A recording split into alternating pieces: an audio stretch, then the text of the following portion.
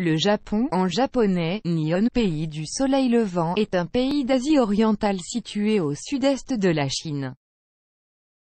Formé d'un archipel entre la mer du Japon, revendiquée comme étant la mer de l'Est par les Coréens, et l'océan Pacifique, le pays comprend 4 îles principales, du nord-est au sud-ouest, Hokkaido, Honshu, Shikoku et Kyushu, voir la carte, et d'une multitude d'îlots baignés par la mer d'Okhotsk au nord, au sud de l'île de Kyushu et au nord-est de l'île de Taïwan est situé l'archipel d'Ryukyu, prononcé comme Ryukyu en japonais ou Ryukyu en français, constitué d'une soixantaine de petites îles, parmi lesquelles se trouve l'île d'Okinawa qui, lors de la reddition du Japon, le 15 août 1945, est resté sous contrôle américain jusqu'en 1972, avant d'être rendu au Japon.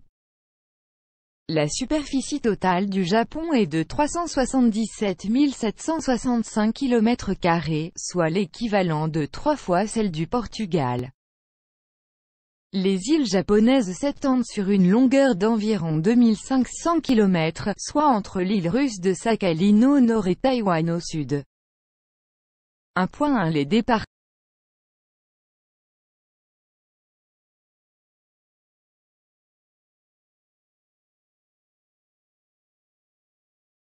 Les départements comme division administrative. Le régime politique du Japon correspond à une monarchie constitutionnelle avec un parlement bicaméral, la Diète, Guo-8 Kokai. Ce système fut mis en place, imposé, en 1946 sous l'autorité des forces d'occupation américaines.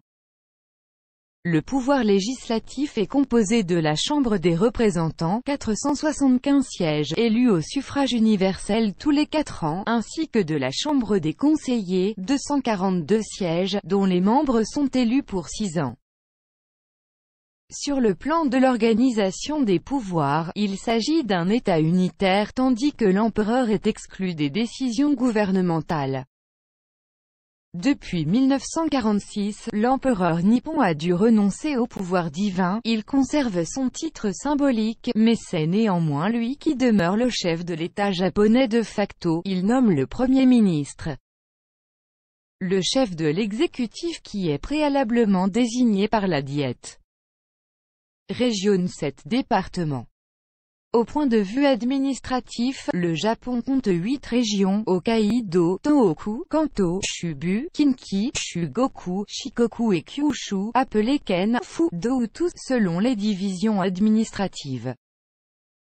Ainsi que 47 départements, appelés Todofuken, Dudaofuxian. Le mot département en français est préférable à celui de préfecture, car il est plus près de la réalité japonaise. Lorsque le gouvernement japonais a changé le système de fief par celui des départements à l'époque des Meiji, il s'est basé sur le système des départements français. L'une des rares fois où le Japon se basait sur un système étranger, en l'occurrence la France d'ailleurs.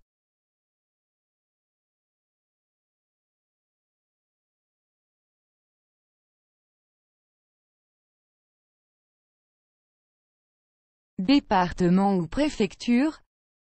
Le terme « préfecture » est souvent utilisé à la place de « département », mais il s'agit d'une influence de l'anglais qui traduit Todofuken par préfecture en français. Or, ce mot n'a jamais été employé en français, pour désigner un territoire administratif, voire une circonscription territoriale, mais plutôt un local où sont installés les services de la préfecture ou encore, à la rigueur, le territoire d'une préfecture.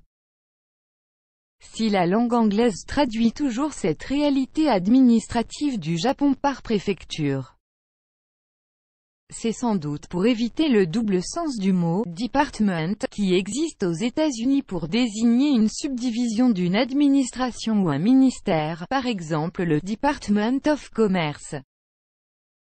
C'est donc sous l'influence de l'anglo-américain qu'on traduit un peu trop mécaniquement Todofuken par département. L'inspiration française qui a présidé à la création de cette division administrative pendant la période Meiji justifie l'usage du mot « département » en français. C'est d'ailleurs la traduction officielle du ministère français des Affaires étrangères. Les champs de compétences. Le département est la plus grande collectivité locale de plein exercice au Japon. Chacun des départements est administré par un gouverneur élu et une assemblée départementale qui détient un pouvoir législatif local. Les compétences départementales peuvent varier, mais en général elles concernent les services sociaux, la santé publique, l'environnement, les infrastructures routières, les forces de police et l'éducation.